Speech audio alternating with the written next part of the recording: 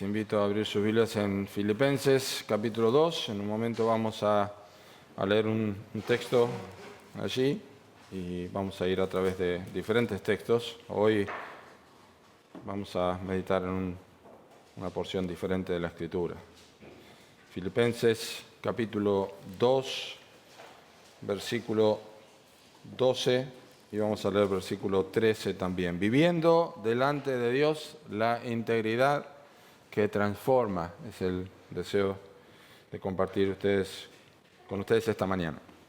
Dice así Filipenses capítulo 2, versículo 12 y 13. Por tanto, amados míos, como siempre habéis obedecido, no como en mi presencia solamente, sino mucho más ahora en mi ausencia, ocupaos en vuestra salvación con temor y temblor, porque Dios es el que en vosotros produce así el querer como el hacer por su buena voluntad. Dios bendiga su palabra.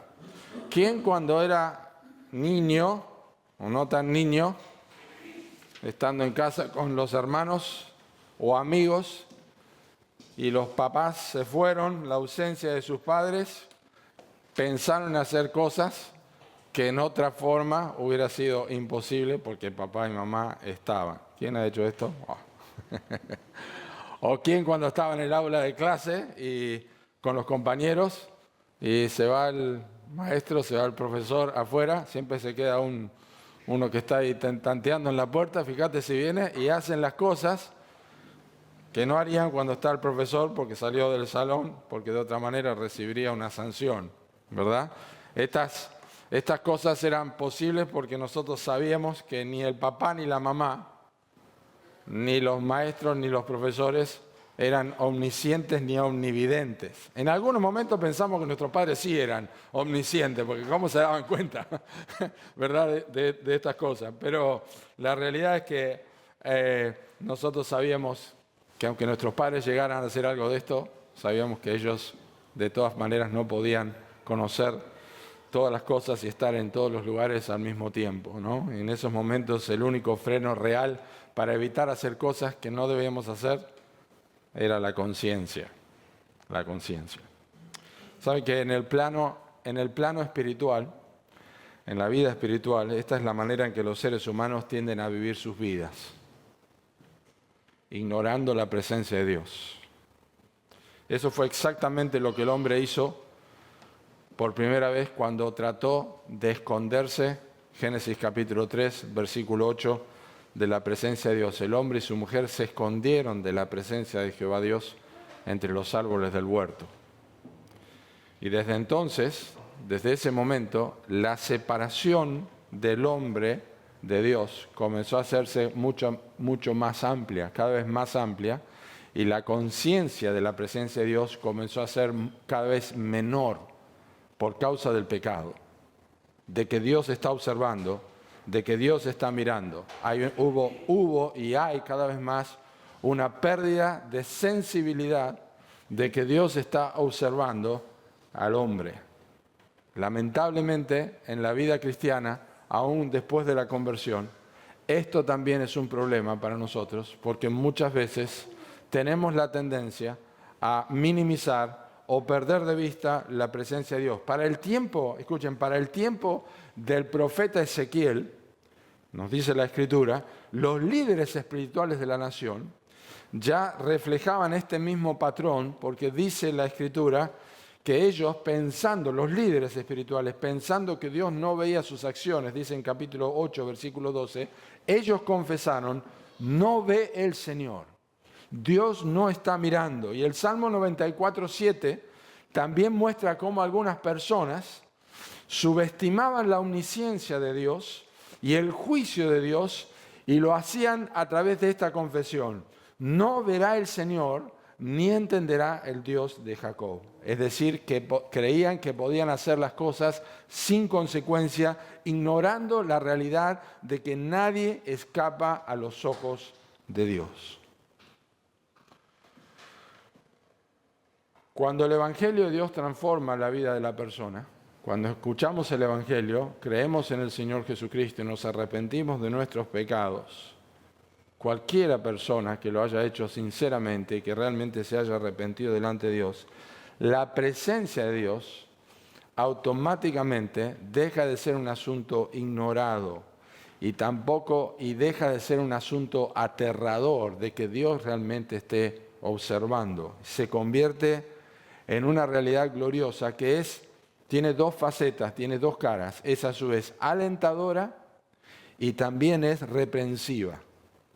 Es alentadora porque sabemos que Dios está cuidándonos a nosotros, pero es reprensiva porque sabemos que Dios está mirándonos a nosotros.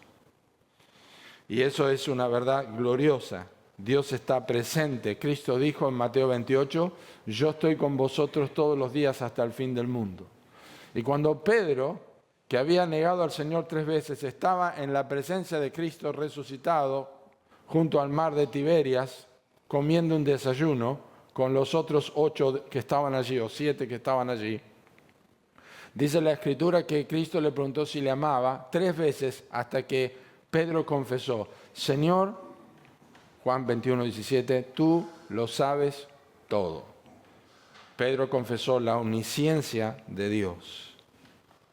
El salmista lo expresó con mayor profundidad en Salmo 139, un salmo que quizá la mayoría conocemos. Pero él dijo estas palabras en versículo 7, ¿a dónde me iré de tu espíritu y a dónde huiré de tu presencia? ¿A dónde me iré de tu espíritu y a dónde huiré de tu presencia? Imagínense, lo dijo en un contexto donde el Espíritu Santo todavía no moraba en forma permanente en aquellos que temían a Dios. En nuestro caso es diferente, el Espíritu de Dios mora en nosotros. La Biblia dice que Él nos anhela celosamente en Santiago capítulo 4. Así el cristiano se vuelve consciente de esta realidad inmediata y a medida que pasa el tiempo, y como vamos a ver ahora, disfruta de esto, se hace cada vez más presente la realidad de que Dios está observándonos y mirándonos en cualquier momento y en cualquier situación.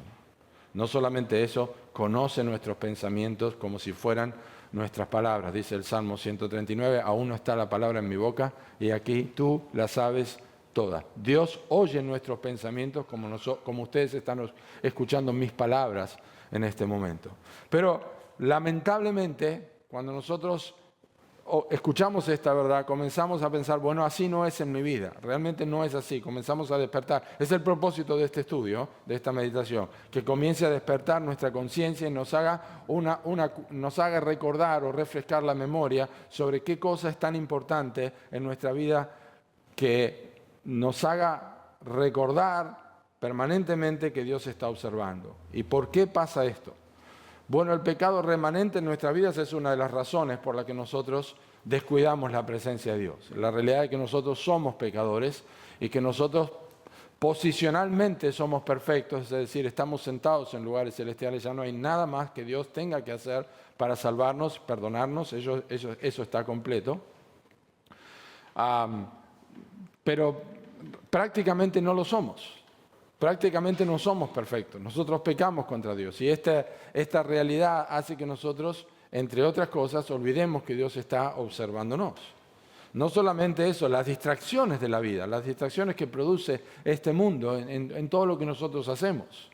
En circunstancias donde nos enfrentamos con reacciones que nosotros tenemos por causa de situaciones externas que revelan lo que nosotros somos adentro. Reacciones de enojo, reacciones de codicia o lo que ustedes puedan imaginar. Y también la pérdida paulatina de la comunión con Dios que afecta profundamente la vida espiritual. Me refiero a nuestro descuido de la lectura, nuestro descuido en congregarnos, nuestro descuido en la oración. Estas cosas paulatinamente apagan la conciencia de que Dios está presente y está observándonos y mirándonos. Y estas luchas, aunque se manifiestan en distintas áreas, estas luchas que nosotros tenemos, tienen su raíz en este punto principal. Dios está presente y olvidamos que Dios está observando y que Dios está mirándonos. Y este descuido es una de las causas principales de nuestra decadencia espiritual. Dios no ve, Dios no sabe, nadie está mirando. Y en contraste, vivir con la constante conciencia de la presencia de Dios es el verdadero secreto para una vida de integridad que transforma, que es lo que yo quiero compartir con ustedes esta mañana. la constante conciencia de la presencia de Dios es el verdadero secreto para una integridad que transforma. Yo quiero compartir ahora en esta mañana con ustedes algunos principios extraídos de las Escrituras que nos van a ayudar a refrescar nuestra memoria y a recordar la importancia de vivir cada día conscientes de la presencia de Dios. Esto no es una píldora que nosotros vamos a tomar y nos va a durar por varios días. Esto es una verdad que nosotros tenemos que practicar. ¿Tá? No es algo que funciona automáticamente, pero son principios aquí que si los recordamos, no son los únicos principios de la Escritura, pero son estos que yo quiero compartir con ejemplos que vamos a ver, que si los recordamos nos van a ayudar para poder vivir de una forma que agrada a Dios y evitar tantas cosas que afectan nuestra vida. Bien, primero quiero referirme a lo que el apóstol Pablo dijo, que es el deseo que Pablo tenía para la iglesia de los Filipenses en capítulo 2, versículo 12. Por eso leímos esto. Especialmente yo quisiera comenzar con este texto porque marca el tema en el contexto de una iglesia local, y en este caso, que es la iglesia de Filipos. Con esta expresión, con esta breve expresión que Pablo tiene en la mitad del versículo, cuando habla de la obediencia de los filipenses, él les dice entre comas, no como en mi presencia solamente. No como en mi presencia solamente. Ahora, Pablo está subrayando esta verdad, que no es la verdad principal de este texto, del versículo 12, no es la verdad principal del texto, pero le da un color al texto importante. ¿Por qué? Porque lo que Pablo quiere es que la iglesia de Filipos pueda vivir practicando el Evangelio, no solamente predicando el Evangelio, sino viviendo el Evangelio en sus vidas, predicándolo, pero también recordando que Cristo había muerto por ellos. El capítulo 2, versículos 1 al 11, nos relata la humillación del Señor Jesucristo. Pero observen un poquito hacia atrás en versículo 27 del capítulo 1, lo que Pablo dice, porque él está confiado que va a quedar y que va a seguir predicando. Y les dice en versículo 27, solamente que os comportéis como es digno del Evangelio de Cristo, para que, o sea que vaya a veros, o que esté ausente, oiga de vosotros que estáis firmes en un mismo espíritu, combatiendo unánimes por la fe del Evangelio. ¿Qué está pasando acá? Bueno, Pablo está enfatizando que la vida de los creyentes, la vida de los discípulos, debía ser un testimonio vivo de que finalmente Dios es el juez final de sus vidas. Dios es el juez final de sus vidas. Vivan de tal manera que recuerden que Dios es el juez. Por eso les dice en versículo 12, luego les dice que ellos tienen que ocuparse en la salvación con temor y temblor, lo cual no significa que no eran salvos, sino que la salvación en la Escritura es un concepto mucho más amplio que incluye el nuevo nacimiento, la santificación y finalmente la glorificación. Ocupaos en este paquete con temor y temblor. En sus vidas, preocúpense porque Dios produce en vosotros el querer como el hacer por su buena voluntad. Esa ocupación no es posible que sea honesta si solamente los creyentes de Filipos la practicaban o lo vivían porque Pablo estaba mirando. Él está diciendo, yo quiero que aunque yo esté ausente, ustedes vivan de esta forma. Y la única forma de que ellos vivan, como tienen que vivir conforme al Evangelio, cuando Pablo esté ausente, es que recuerden que otro mayor que Pablo está presente, y es Dios. Entonces, este es un tema muy importante, porque la vida de la iglesia tenía que reflejar este reconocimiento de la presencia de Dios. Y este entendimiento implicaba que su comportamiento estaría marcado por temor y temblor frente a las tentaciones del mundo, frente a las tentaciones de la carne y del diablo. ¿Cómo se iban a comportar si Pablo no estaba presente? ¿A quién iban a recurrir? ¿Y quién iba a ser la persona que iba a definir si lo que estaban haciendo estaba bien o estaba mal? Entonces el llamado de Pablo a una fidelidad y reverencia es para que haya una conciencia colectiva del Evangelio. Una evidencia de la fe y la soberanía y la santidad de Dios en sus vidas, que es lo que nosotros como iglesia necesitamos.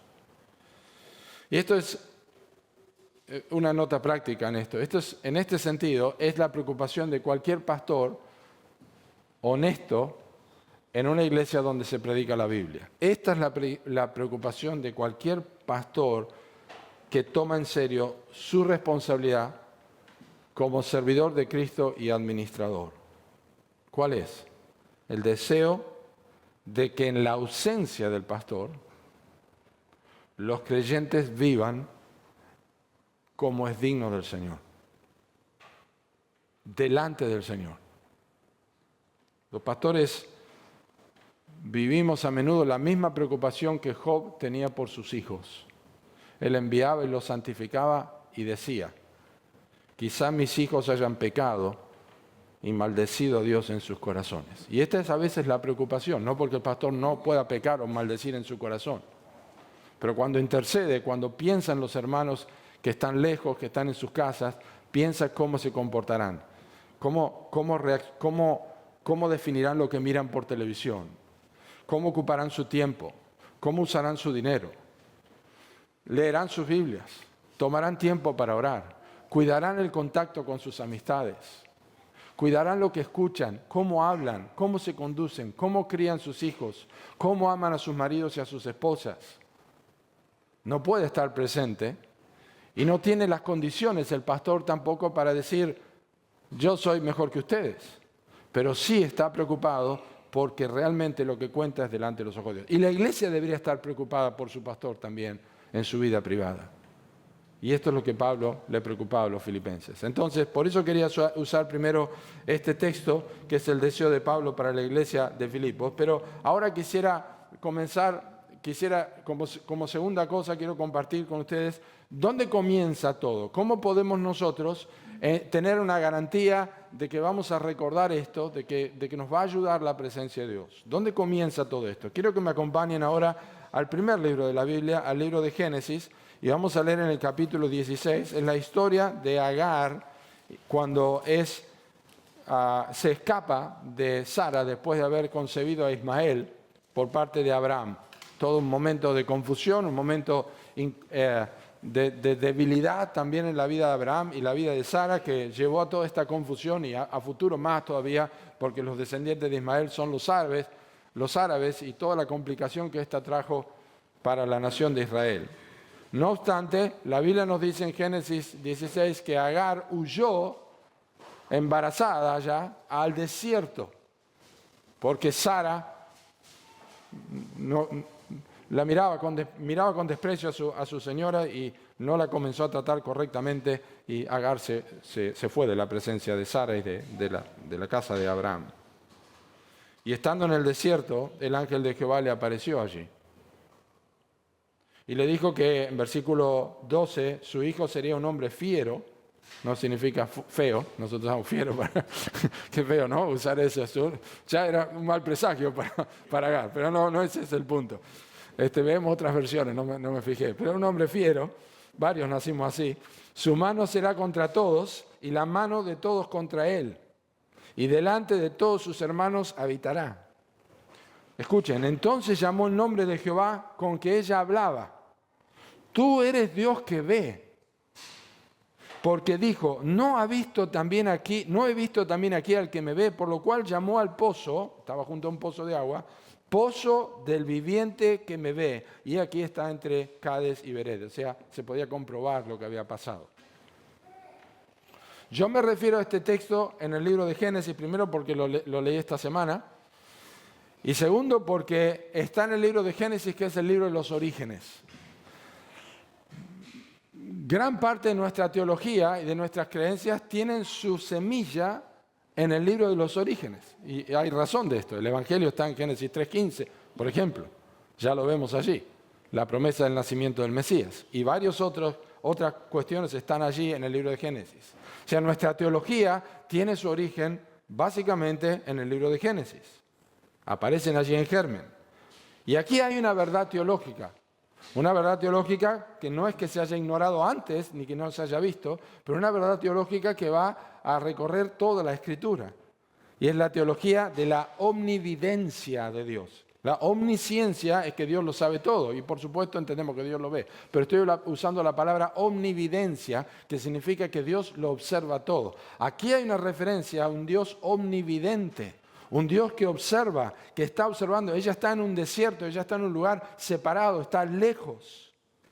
Y es uno de los aspectos esenciales y verdades esenciales para comenzar a entender cómo nosotros podemos vivir en integridad. Tiene un aspecto teológico. Yo creo que la vida de Agar no habrá sido igual después de lo que ocurrió, porque ella volvió y se puso sujeta bajo Sara. Sabía que Dios la estaba mirando. Eso era mucho más serio que el hecho de que Sara o Abraham la estuvieran mirando. Ella, evidentemente, tuvo una vida distinta.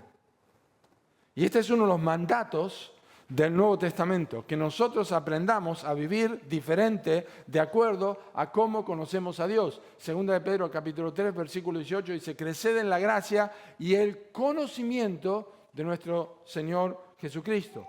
Parte del paquete de la salvación cuando nosotros convertimos es la necesidad de conocer a Dios. Juan 17:3 dice, esta es la vida eterna, que te conozcan a ti, el único Dios verdadero, y a Jesucristo a quien has enviado. Jesucristo es quien da a conocer al Padre.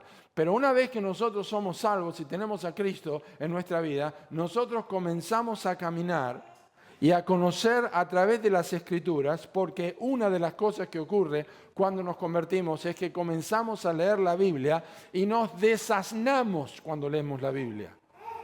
Ya dejamos de creer en el Dios que creíamos antes, que es representado en Salmo 115, que dice que eran ídolos, que tenían ojos pero no veían, tenían oídos pero no oían, tenían manos pero no palpaban, tenían pies pero no caminaban.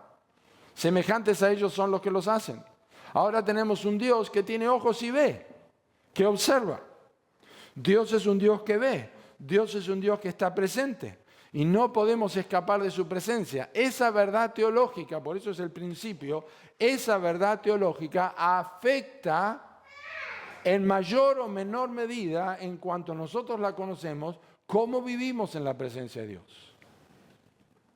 Así que a menos que desarrolles una buena teología propia de cómo es Dios a través de la Biblia, y quizá con la ayuda de libros de teología, que te ponen por orden cómo es Dios con sus atributos, a menos que tengas el tiempo para leer y preocuparte por esto y pedir a Dios de conocerle más, una teología bíblica, una enseñanza clara de Dios, a menos que eso ocurra, tu expectativa de vivir en la presencia de Dios, entendiendo lo que eso significa, quiero decirte, va a ser recurrentemente mediocre.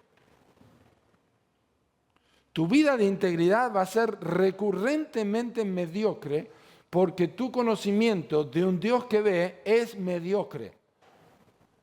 Y esto le pasa a los pastores también. No solo en cuanto a este asunto de la presencia de Dios, sino en cuanto a muchas otras cosas en la vida cristiana. Una baja teología, un bajo entendimiento de lo que la Biblia enseña, de cómo es Dios y cómo es Cristo y cómo es el Espíritu Santo, es proporcionalmente directo al tipo de vida que nosotros llevamos. Así que, ¿dónde comienza todo? Comienza con una teología correcta. ¿Querés vivir una vida de integridad en la presencia de Dios? Necesitas tener una vida correcta. ¿Cómo es Dios? Pues si vos crees que Dios es tuerto, así va a ser tu vida. Si Dios tapa un ojo para lo que haces, Dios lo pasa por alto, así va a ser tu vida, porque igual a Dios no le importa. Y así son las mentiritas blancas y las cositas que nosotros llamamos y el mundo llama, porque Dios, el barba, le dicen.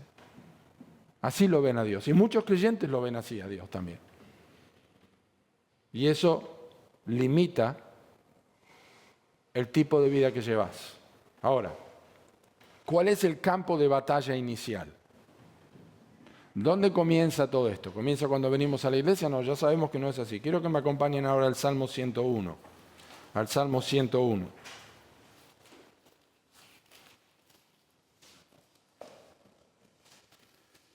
Es un salmo precioso este. Es uno de los textos más preciosos del Antiguo Testamento. Y sabemos que lo que David dice aquí es verdad, porque mientras van buscando, cuando él, vamos a hablar de lo que David hacía en su casa, cuando él danzó, cuando llevaban el arca, que Mical, su esposa, le menospreció, ¿se acuerdan? Dice la Escritura, eso está en 2 Samuel 6:20, dice la Escritura que David volvió para poner su casa en orden. O sea, lo que hacía afuera adorando a Dios, no era una contradicción con lo que él hacía en su casa. Volvió a bendecir su casa después de haber bendecido a Dios en público. Observen lo que dice el Salmo 101, versículos 1 y 2. Misericordia y juicio cantaré, a ti cantaré yo, oh Jehová, entenderé el camino de la perfección cuando vengas a mí. En la integridad de mi corazón andaré en medio de mi casa. En la integridad de mi corazón andaré en medio de mi casa. Es uno de los textos más preciosos para memorizar del Antiguo Testamento. Es el mejor ejemplo, de la Biblia, para destacar una muy conocida frase que la he mencionado, del pastor escocés que murió a los 29 años, Robert Murray McCheyne, dijo, lo que un hombre es a solas, un hombre y una mujer, lo que un hombre es a solas, en la presencia de Dios, eso es y nada más. Con eso está diciendo que lo que sos en tu vida privada y lo que yo soy en mi vida privada, eso realmente es la estatura de tu vida cristiana. No la que mostrás en la iglesia, ni la que yo muestro en el púlpito. Y la verdad es así, en todos. No significa que seamos hipócritas, pero significa que a veces tenemos un concepto más alto de nosotros. Y te digo la verdad, si conocieras mi corazón como es por dentro, te desalentarías como miembro de la iglesia. Realmente te desalentarías si conocieras cómo es mi corazón. Entonces, cuando yo me refiero al Salmo 101.2, quiero destacar eso, lo que vivimos en privado. O sea, ya vimos lo que Pablo dijo a los filipenses y la preocupación general, vivir en la presencia de Dios. Ya vimos la batalla inicial, el principio, dónde comienza todo, es la teología, que nosotros conocemos a Dios. Pero la batalla inicial comienza en la vida privada. La batalla inicial comienza en la vida privada, lo que vivimos en privado. En principio en nuestros hogares, con nuestra familia, pero principalmente a solas. A solas, completamente a solas. Los momentos que estás sola. Estás cocinando, estás leyendo, estás haciendo un trabajo en tu casa, estás mirando algo. Cuando estás solo. No solo lo que hacemos, o lo que decimos, sino principalmente la ocupación de nuestros pensamientos. Pues yo no estoy haciendo nada malo. Ni siquiera estoy mirando algo incorrecto. Pero ¿qué estás pensando? Cuando no tenés influencia en nadie que te está hablando, cuando nosotros hablamos unos con otros, estamos pensando en lo que nos dicen, razonamos, examinamos, recordamos algo, pero cuando estamos solos, cuando hablamos con nosotros mismos, cuando estamos solos, eso es lo que yo mencioné que David recuerda en Salmo 139:4, aún no estaba la palabra en mi boca y tú la sabes toda. Ahora, de hecho, en otras versiones del Salmo 101:2 hay una pregunta. El texto dice, entenderé el camino de la perfección, y luego tiene una pregunta, ¿cuándo vendrás a mí, Señor? Y eso arroja una luz importante a lo que está diciendo aquí en la integridad. Porque una cosa es conducirse con cuidado porque te están mirando, y otra cosa es hacerlo gustosamente, invitando a ser observado. Aquí David está pidiendo ser observado por Dios. ¿Cuándo vas a venir a mí? Pues yo voy a andar en integridad en mi casa. Está invitando a Dios que observe su vida. De hecho, en el Salmo 139 dice, examíname Dios y conoce mi corazón y ve si hay en mi camino de perversidad y guíame en el camino eterno. Esa es la expresión y la confesión de una persona que evidentemente está andando de tal forma que pide que Dios le examine porque todavía quiere ser librado. En el Salmo 19 dice, ¿quién podrá entender sus propios errores? Líbrame los que me son ocultos. Hace años atrás, cuando llegamos al Uruguay con nuestra familia, Carolina tenía 2 años, uno de los misioneros que estaba allí en Uruguay me llevó aparte y me dijo, si usted quiere servir al Señor, este es el lugar para servir al Señor, porque aquí nadie le controla. Aquí nadie le controla. Y si usted sirve al Señor, realmente usted sirve al Señor, porque el pastor más cercano está a 120 kilómetros de distancia. Y era una verdad. Y eso es lo que David hacía en su vida privada, pedía ser observado, vivía en la conciencia a la luz de Dios. Así que el campo de batalla inicial, o donde todo se deduce sin lugar a dudas, es la vida privada, especialmente en la soledad de los pensamientos. Así que yo te hago dos preguntas. ¿Qué haces cuando estás solo o sola? ¿Qué haces cuando estás solo o sola? ¿En qué pensás? ¿Cuáles son tus inclinaciones? Y esto es muy general lo que estoy preguntando, porque no me voy a poner en detalle. ¿Pensás en tener bronca a alguien? No sé. ¿Qué haces cuando estás solo? ¿Qué ocupa tu manera de pensar? Si vos estás consciente de la presencia de Dios, no significa que todo el tiempo vas a estar recitando textos de la Biblia. Pues tenés que pensar en cosas, qué vas a cocinar, dónde vas a comprar las cosas, los gastos que tenés que hacer. Pero en esos momentos donde hay una laguna, donde hay... ¿Qué estás pensando? ¿Qué dice tu vida?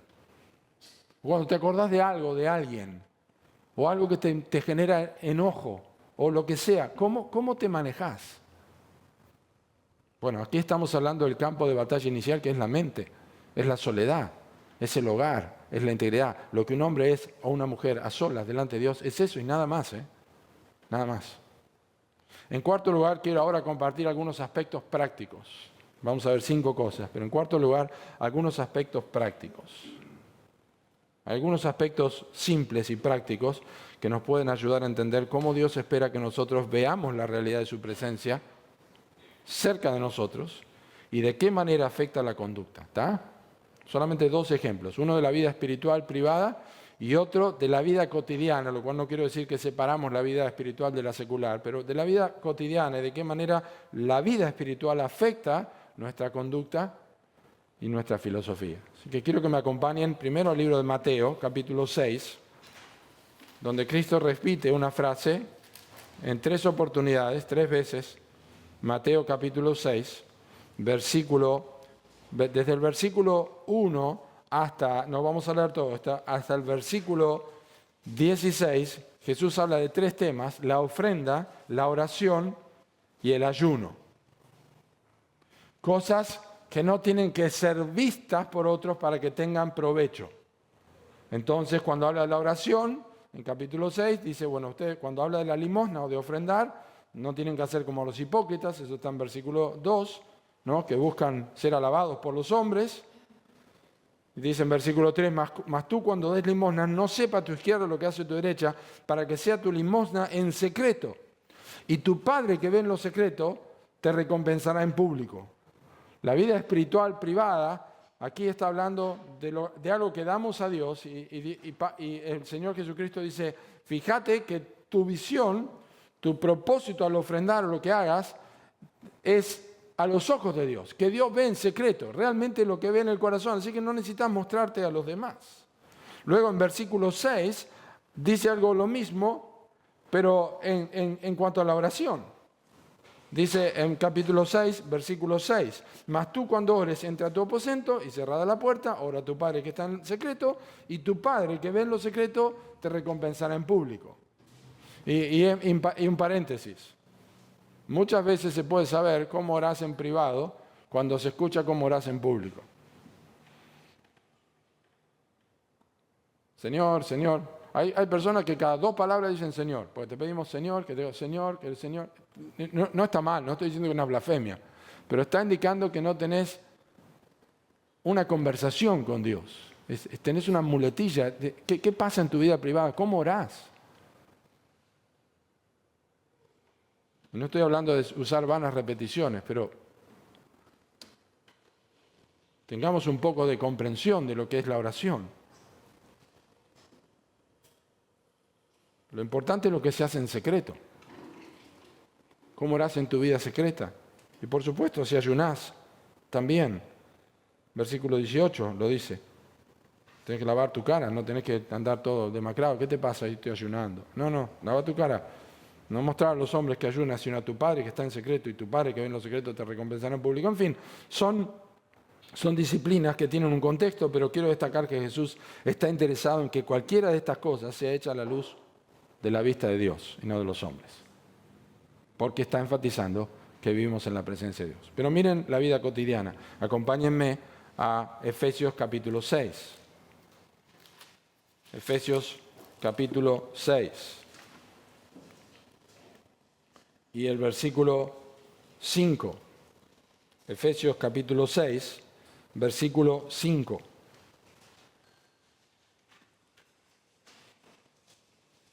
Siervos, obedeced a vuestros amos terrenales con temor y temblor, con sencillez de vuestro corazón como a Cristo, no sirviendo al ojo como los que quieren agradar a los hombres, sino como siervos de Cristo, de corazón, haciendo la voluntad de Dios. No sirviendo al ojo. Es una sola palabra en griego, es la palabra oftalmía, de donde viene el oftalmólogo. No sirviendo al ojo. Pablo es muy práctico a la hora de indicar de qué manera un creyente es productivo en su trabajo. Cómo un creyente realmente es productivo en su trabajo. Como lo fue José en el Antiguo Testamento. Y como lo fue Cristo durante toda su vida. Jehová estaba con José. Y cuando él fue tentado dijo, ¿cómo yo haría este grande mal y pecaría contra Dios? Porque Dios está observando. Y cuando Cristo estaba en su vida dijo, no me dejó solo el Padre porque yo hago siempre lo que le agrada. No me ha dejado solo. Dios está observando mi vida. Y eso es lo que Pablo comunica también a los siervos, efesios, creyentes, vivan en su trabajo de tal forma que no sirvan a sus amos, sino a Cristo, a Dios, que los está observando. Y eso es cuando haces las cosas delante de Dios y no delante de los hombres. Esta conciencia solamente es posible si comenzás con el Salmo 101, versículo 2. En la integridad de mi corazón andaré en mi casa. Porque si en la vida privada lo haces así, en la vida pública tenés la seguridad que lo vas a hacer más todavía. Y tu trabajo va a rendir porque estás delante de Dios. Y puede ser que pierdas tu trabajo por hacer las cosas delante de Dios. Quiero decirte que esa es la verdad. Podés perder tu trabajo porque honrás a Dios y no a los hombres. Porque te importan más. Como José perdió su trabajo y fue preso. Pero Dios a su tiempo le dio lo que necesitaba. Así que básicamente eso para recordarles algunos aspectos prácticos que están allí en la Escritura, como nuestro trabajo, nuestra vida privada. Y finalmente quiero rematar o quiero desasnarnos de algunas objeciones comunes que se presentan cuando hablamos de vivir en la presencia de Dios. Los creyentes tienen objeciones a veces al hecho de vivir en la presencia de Dios y cosas que le hacen complicado esta verdad. Así que voy a dar tres objeciones. Hay muchas más, pero solamente voy a dar tres.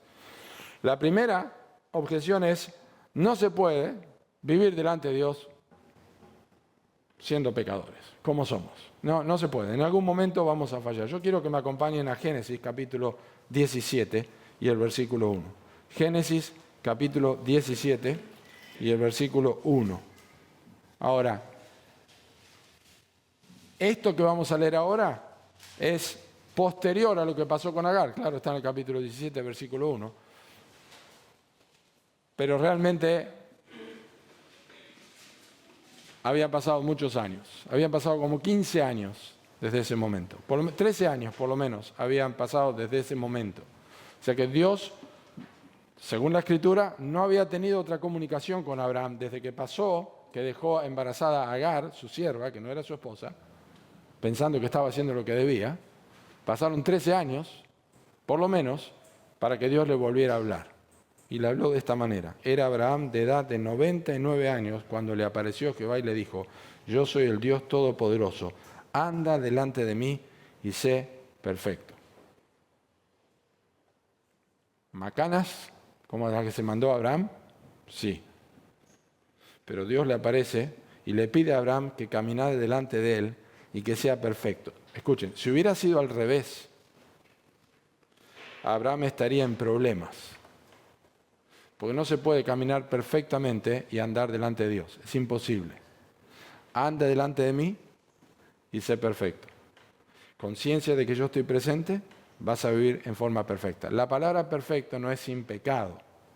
La palabra perfecto aquí es la misma idea, básicamente la misma idea que Pablo dice a Timoteo cuando escoge los ancianos que deben ser irreprensibles, que no son no pecadores, sino que no tienen el hábito de hacer estas cosas, no tienen el hábito de vivir de una forma que los descalifica para el ministerio, no que no son pecadores y no que no pecan. Sabemos la teología, la Biblia enseña que todos pecamos, aun siendo creyentes. Pero al andar delante de Dios, nos ayuda, la conciencia de andar delante de Dios, nos ayuda a vivir en irreprensibilidad. ¿Me explico lo que quiero decir? Anda delante de mí y sé perfecto. Recordá que yo estoy delante y sé perfecto. No vas a cometer los mismos errores. De hecho, Abraham cometió errores y pecados más adelante también. Pero lo que sabemos de Abraham después de esto es que Abraham vivió confiado en lo que Dios le decía. Vivió confiado en las promesas de Dios. Y asimismo la debilidad y reconocimiento de ella, el reconocimiento de la debilidad, provoca increíblemente mayor gracia de parte de Dios para que vivamos o veamos el poder de Dios. Porque yo vivo delante de Dios y quiero ser irreprensible y digo, Dios, perdón, mirá lo que hice o mirá cómo estoy. Y Dios da mayor gracia porque Dios resiste a los soberbios y da gracia a los humildes. Y eso es lo que a Pablo le pasó cuando él dijo, cuando yo soy débil, soy fuerte. Dios envió un aguijón en la carne. O sea, en mi debilidad Dios se hace más fuerte. Pero Dios está presente, Dios está allí. El bien y la misericordia me siguen todos los días de mi vida. Entonces no se trata de no pecar, se trata de ser consciente de que Dios está presente, incluso para perdonar mi pecado cuando es cometido. Y eso te hace depender de Dios, vivir en la presencia de Dios. Y eso es lo que hizo Abraham. Y eso es lo que nosotros somos llamados a hacer. Así que no tengamos la objeción de que no puedo vivir en la presencia de Dios porque yo peco delante de Dios. Objeción número 2. Las circunstancias que yo vivo son de una clase única. Es muy difícil vivir así. Quiero que me acompañen al primer libro de Reyes, el capítulo 17, ya vamos terminando. Primer libro de Reyes, capítulo 17. Ahora, es la introducción que hace el Espíritu Santo a la vida del profeta Elías. La vida de Elías tiene muchísimas historias espirituales que son de suma bendición para nosotros cuando leemos. Muchas lecciones espirituales para nuestras vidas. Pero antes de leer el texto, quiero que sepan que Elías apareció en el reinado del peor de los últimos 7 reyes que tuvo durante 58 años el reino del norte de Israel. No hubo otro rey peor que este. Hubo una seguidilla de 58 años de malos reyes, 6 reyes. El 7º era Acab, fue el peor de todos. En el peor momento, cuando Acab llegó al reino, Israel estaba abiertamente adorando a Baal. Rechazaron a Dios. Dios no existía en la tierra. No existía Dios, no se tenía en cuenta. Baal era el Dios que ellos adoraban, el Dios de la fertilidad, el Dios de la tierra, el Dios de todo eso. En ese momento aparece Elías, cuando Dios estaba muerto para Israel. ¿Cómo aparece Elías? Dice el texto, entonces Elías Tisbita, que era de los moradores de Galaad, dijo a Acab, vive Jehová, Dios de Israel, en cuya presencia estoy, que no habrá lluvia ni rocío en estos años, sino por mi palabra, lo cual sabemos que ocurrió. Elías surge, aparece en un reino impío a través de esta confesión única y pública, vive Jehová. Y a continuación, una declaración de su conciencia y seguridad. ¿Cuál era su conciencia y seguridad? Yo estoy en la presencia de Dios. Y el ministerio de Elías es trascendente. Hay que leer la historia del ministerio de Elías, es trascendente. Pero cuando nosotros llegamos al Nuevo Testamento, al capítulo 5 de Santiago, versículo 17, dentro de todo lo que se nos ha dicho de Elías en la Biblia, llegamos a este hombre, Santiago, que revela en versículo 17, capítulo 5, que Elías era hombre sujeto a pasiones semejantes a las nuestras. Pasiones.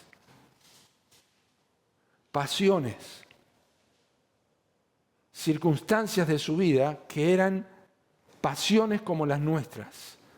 Y cuando hacemos una retrospección y miramos otra vez la vida de Elías, recordamos que vivió angustiado, tuvo momentos de angustia, tuvo momentos de mucho miedo y tuvo momentos de gran depresión al punto de querer morirse.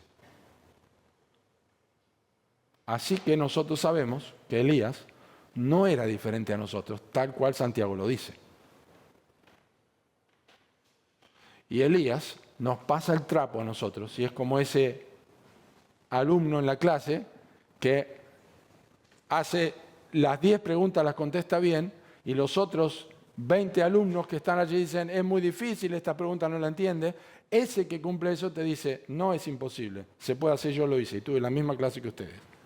Elías nos está diciendo lo mismo. Elías nos está diciendo que las circunstancias que nosotros vivimos no son de clase única. Así que no tenemos excusa para no vivir en la presencia de Dios. No importa el ambiente que te muevas. Así que no sé cuáles son las circunstancias y debilidades que vos querés enfrentar en tu trabajo, en tu vida, no sé, familia. No es excusa para no vivir en integridad delante de Dios. No es excusa. Y la última objeción. La última objeción dice, no es fácil con el entorno que yo tengo, pastor, en mi vida, y estoy solo. Estoy muy solo, estoy en una situación de soledad, estoy en una situación difícil en mi entorno donde estoy, es muy difícil. Yo quiero que me acompañen a Génesis capítulo 3 para el último texto que vamos a ver, o uno de los últimos textos que vamos a ver. Génesis capítulo 5, perdón. Y me refiero a Enoc como el hombre que quiero destacar. Enoc, el nombre de Enoc por la línea de Set aparece por primera vez en Génesis 5, porque hay otro Enoc antes, pero por la línea de Set, que era el tercer hijo de Adán y Eva, aparece en Génesis 5, en una lista de personas que nacen y mueren, y se dice la edad de ellos. Pero cuando llega Enoc, dice en versículo 21 del capítulo 5, vivió Enoc 75 años y engendró a Matusalén, que llegó a ser el hombre que más vivió. Dice, caminó Enoc con Dios, y después que engendró a Matusalén 300 años y engendró hijos e hijas. Y fueron todos los días de Enoc 365 años. Caminó pues Enoc con Dios y desapareció porque le llevó Dios. A mí me gusta pensar en los 365 años de Enoc como los 365 días del año. Caminó con Dios. Caminó con Dios. Hay una seguidilla de hombres y expresiones que vivieron y murieron, pero Enoc en este relato bíblico nos dice que caminó con Dios y fue Dios quien se lo llevó. Y esto no es una mera expresión del relato, porque cuando nosotros llegamos, sabemos por el capítulo 6, versículo 5 de Génesis, que los hombres aumentaban en su maldad cada vez más. El designio de los hombres, del pensamiento del corazón de los hombres, era malo desde su juventud. Enoc vivía en ese tiempo. Pero cuando llegamos a Judas, sabemos que Enoc no fue una persona que simplemente en teoría vivía en la presencia de Dios, sino que su soledad en la presencia de Dios le hizo mucho más valiente. Y el libro de Judas dice, de estos también profetizó Enoc, séptimo desde Adán, diciendo, he aquí vino el Señor con sus santas decenas de millares para hacer juicio contra todos y dejar convictos a todos los impíos de todas las obras impías que han hecho impíamente y de todas las cosas duras que los pecadores impíos han hablado contra él. Vaya, este hombre sí que caminó con Dios. Fue consciente de la presencia de Dios y no fue fácil vivir en el entorno que vivió. Claro que no fue fácil. Pero su soledad no le impidió caminar con Dios, a tal punto que parece que Dios tenía ganas que estuviera rápido con él, se lo llevó.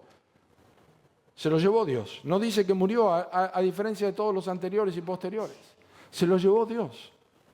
Vivía en la presencia de Dios, en su entorno, caminaba con Dios, que es la idea de decir, andaba en los caminos de Dios, quería honrar a Dios, era consciente de su presencia. Escuchen, no tenía nada de la Biblia, lo único que tenía conocimiento es que en el tiempo en que nació Set, los hombres habían comenzado a invocar el nombre de Jehová, que es lo que nos dice Génesis 5 al inicio, o al final de capítulo 4, perdón.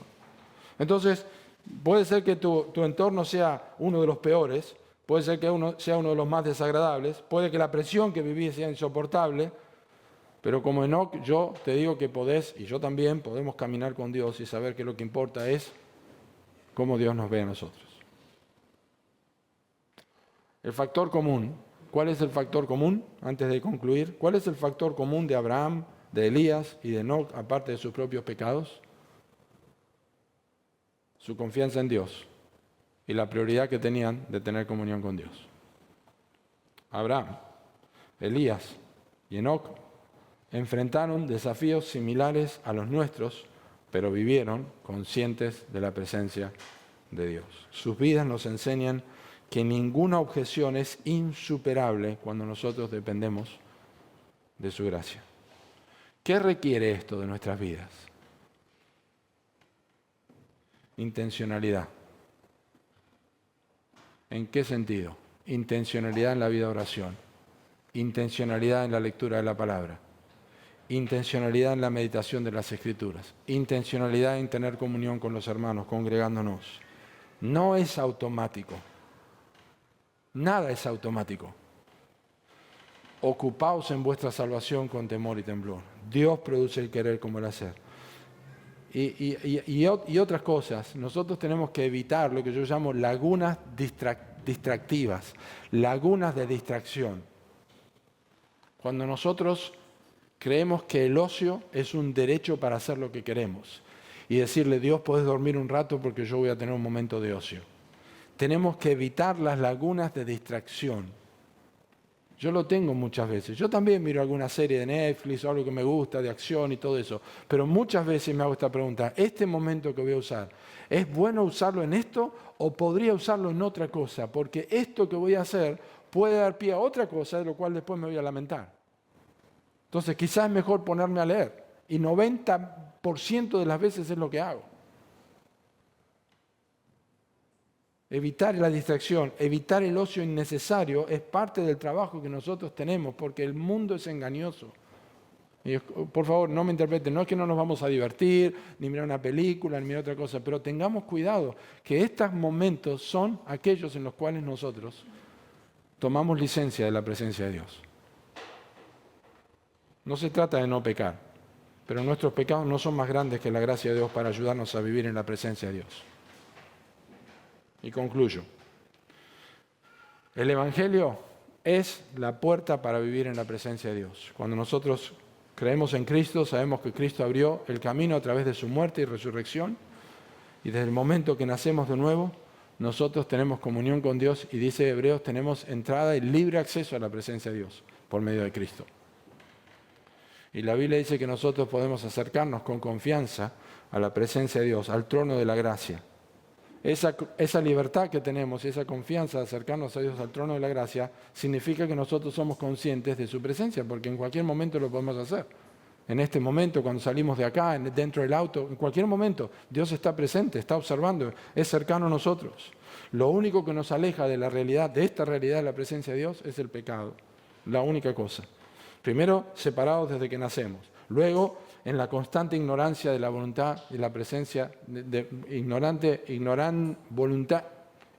voluntaria de la presencia de Dios. Pero el Evangelio nos devuelve al lugar que corresponde, porque dice 1 Corintios capítulo 1, versículo 9, fiel es Dios por el cual fuiste llamados a la comunión con su Hijo Jesucristo. Fuimos llamados a tener comunión con Dios, que nos acompaña todo el tiempo, no nos deja, no nos desampara, envía a nuestros corazones el Espíritu de su Hijo por el cual clamamos Abba Padre. Si quieren repasar estas verdades, aparte de escuchar el sermón, quiero animarles a leer el Salmo 25. El Salmo 25 es un precioso recordatorio de alguien que es consciente de la presencia de Dios en su vida. Y solicita en el Salmo, en 2 o 3 oportunidades, que Dios lo esté observando, que Dios lo observe. Y a su vez, en el mismo Salmo, él decide no apartar sus ojos de Dios. Ese es recíproco. Dice, mis ojos están siempre hacia Jehová, el cual sacará mis pies de la red. Pero lo interesante del Salmo 25 es cómo termina el Salmo 25. Termina con una oración. Dice, integridad y rectitud me guarden, porque en ti he esperado. La integridad y la rectitud son posibles cuando somos conscientes de vivir en la presencia de Dios. Y esta es la integridad que nos transforma. Vivamos en la presencia de Dios. Repasemos estos principios, hermanos. No los olvidemos y nos ayudaremos mutuamente y viviremos, no en la presencia del pastor, en la presencia de fulano de tal o de la iglesia. Viviremos en la presencia de Dios. Afectará tu vida de oración, afectará tu tiempo de ayuno, afectará tus ofrendas, afectará tu trabajo para bien y vivirás en comunión con Dios. Que Dios nos ayude. Vamos a orar. Señor, gracias por tu palabra. Pedimos que la uses en nuestras vidas. Necesitamos aprender estas verdades. Gracias porque nos estás oyendo, nos estás mirando, conoces nuestros pensamientos. Queremos vivir para tu gloria y queremos vivir sabiendo que aunque somos pecadores, queremos andar delante de ti para ser íntegros como Abraham. Queremos saber que a pesar de que nosotros tenemos pasiones semejantes a las de Elías, podemos vivir en tu presencia. Y a pesar de un mundo lleno de maldad, podemos caminar contigo como caminó Enoc.